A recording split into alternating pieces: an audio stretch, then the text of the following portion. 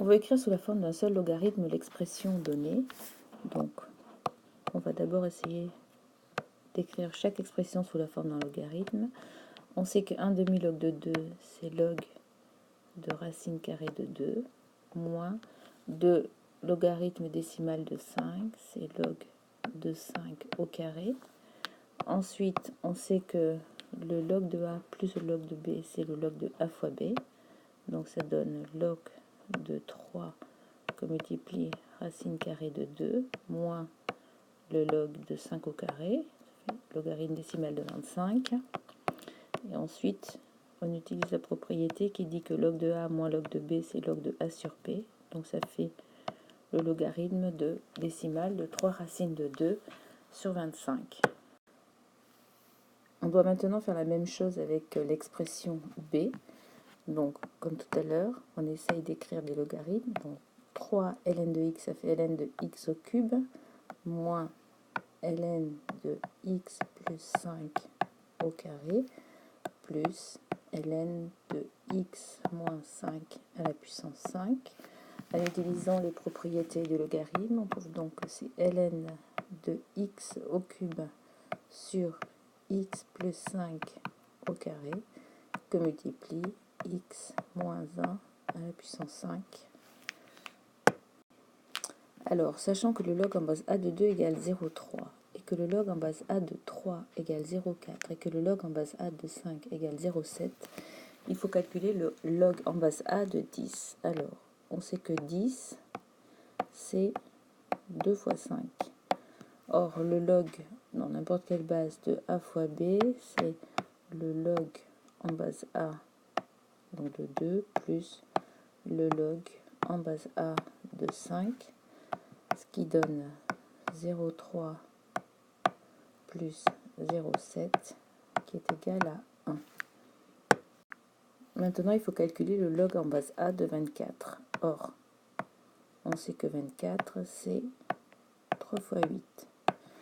Donc, ça donne le log en base a de 3 plus le log en base a de 8, ce qui donne le log en base a de 3 plus le log en base a de 2 au cube, ce qui donne le log en base a de 3 plus 3 fois le log en base a de 2, donc c'est égal à 0,4 plus 3 fois 0,3, et donc ça fait 0,4 plus 0,9, ça fait 1,3. Maintenant, il faut calculer le log en base A de 0,005. Donc ça, c'est le log en base A de 5 fois 10 puissance moins 3. C'est donc égal au log en base A de 5 plus le log en base A de 10 puissance moins 3.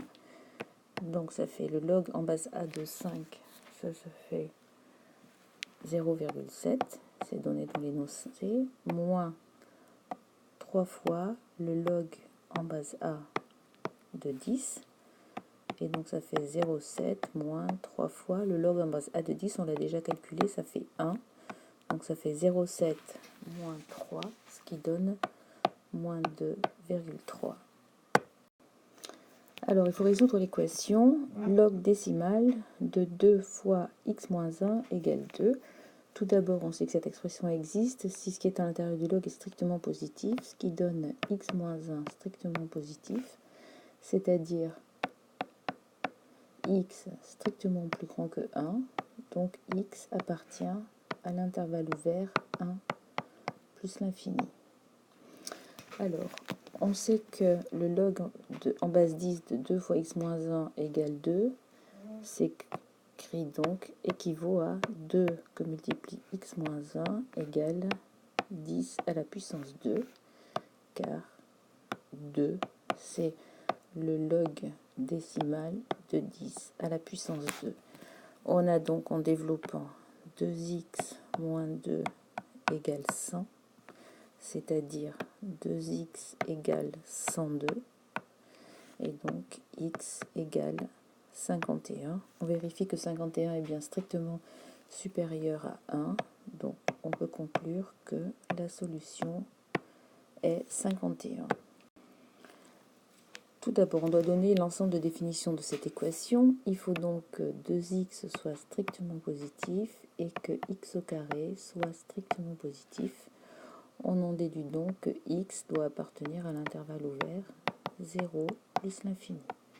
En utilisant les propriétés du logarithme, on a ln de 2x sur x au carré qui est égal à 1, et 1 c'est ln de e. Donc, ça équivaut à 2x sur x au carré, on peut le simplifier, ça fait 2 sur x égale e. Et donc, par un produit en croix, on trouve que x égale 2 sur e, qui est strictement positif. Donc, la solution de cette équation est le réel 2 sur e. On doit donc résoudre cette équation. D'abord, trouver son ensemble de définitions. C'est défini si 1 sur x est strictement positif, ce qui est équivalent à dire que x est strictement positif. Donc, l'équation est définie sur l'intervalle ouvert en 0, 0 plus l'infini. On sait que moins 2 peut s'écrire comme le log en base 3 de 3 à la puissance moins 2. On a donc 1 sur x égale 3 à la puissance moins 2, ce qui est équivalent à dire que 1 sur x égale 1 sur 9, et donc x est égal à 9, qui est strictement positif. Donc la solution à cette équation est 9. Pour résoudre l'équation, petit e à la puissance 2x moins 1 égale 5, on la transforme en 2x moins 1 égale ln de 5, d'après le cours, ce qui donne 2x égale ln de 5 plus 1, et donc x égale ln de 5 plus 1, le tout divisé par 2. On laisse la valeur exacte, puisqu'on n'a pas de calculatrice pour chercher une valeur approchée. Donc voilà la solution de l'équation.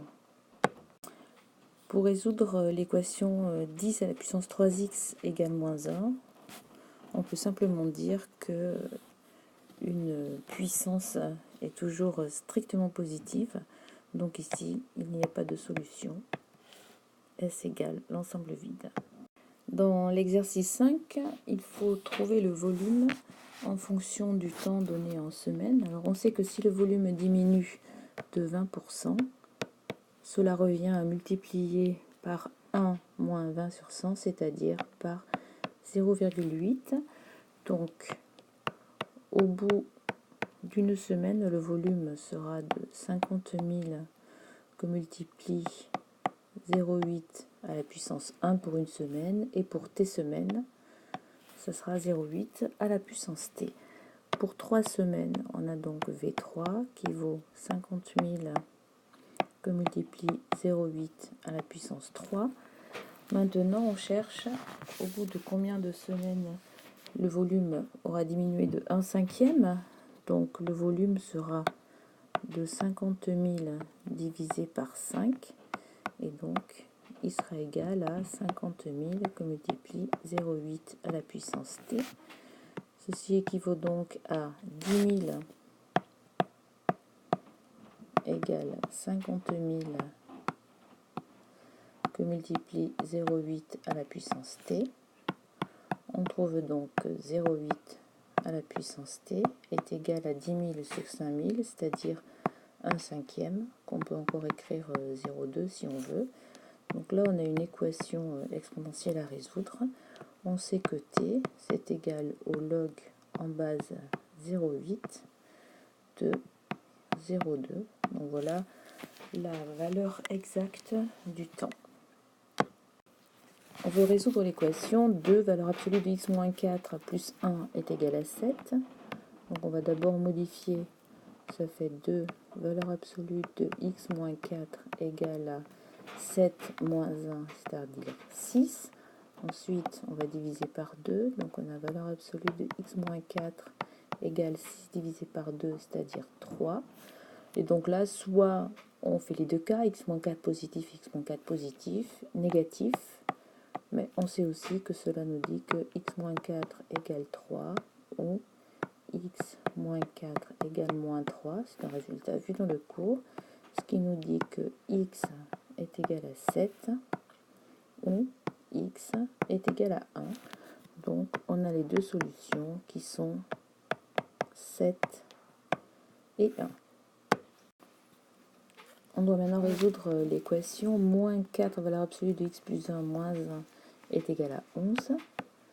Donc on va arranger un peu cette équation. Ça fait moins 4 valeur absolue de x plus 1 est égal à 11 plus 1, c'est-à-dire 12. Et donc c'est équivalent à valeur absolue de x plus 1 est égal à 12 divisé par moins 4, c'est-à-dire moins 3. Or, une valeur absolue est supérieure ou égale à 0, donc il n'y a pas de solution à cette équation. Pour trouver les équations des courbes, quand on a une valeur absolue, tout d'abord on cherche le sommet. Donc pour la courbe de G, on lit le sommet. Le sommet vaut moins 3, 1. Et ensuite on cherche la pente en valeur absolue des droites. Comme on sait ici que la valeur absolue est tournée vers le haut, le petit a est positif, on trouve a égale 4, donc la règle est y égale 4, valeur absolue de x moins l'abscisse du sommet, c'est-à-dire plus 3, plus 1.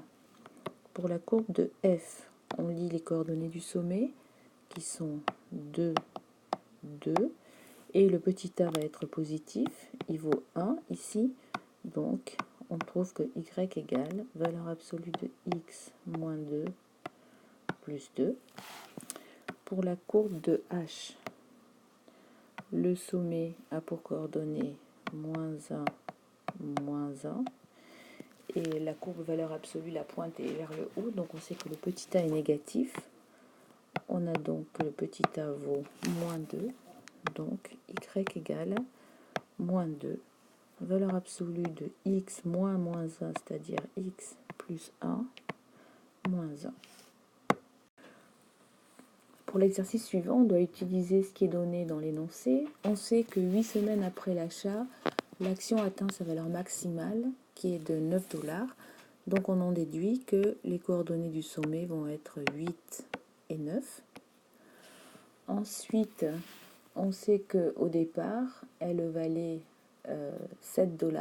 Donc on a le point de coordonnées 0, 7 qui appartient à la courbe. On a donc l'équation y égale petit a, valeur absolue de x moins 8 plus 9. On va calculer donc si x est égal à 0, alors y égale 7. Donc on a 7 qui est égal à petit a, valeur absolue de 0 moins 8 plus 9, ce qui est équivalent à 7 moins 9, ça fait moins 2, égale à petit a, et valeur absolue de moins 8, ça fait 8, que multiplie 8, ce qui nous donne donc que petit a égale moins 2 sur 8, c'est-à-dire moins 1 quart. On vérifie que c'est cohérent, que le a soit bien négatif. Donc y égale moins 1 quart de valeur absolue de x moins 8 plus 9. Ensuite, au bout de 13 semaines, on doit remplacer la valeur pour x égale 13. Alors on fait le calcul. Moins 1 quart de valeur absolue de 13 moins 8 plus 9. Ça fait donc 13 moins 8, ça fait 5. Donc ça fait moins 5 quarts plus 9. Et donc on trouve que ça fait 31 sur 4, c'est-à-dire 7,75 Donc au bout de 13 semaines, l'action valait 7,73 $. On peut vérifier que c'est cohérent sur le graphique.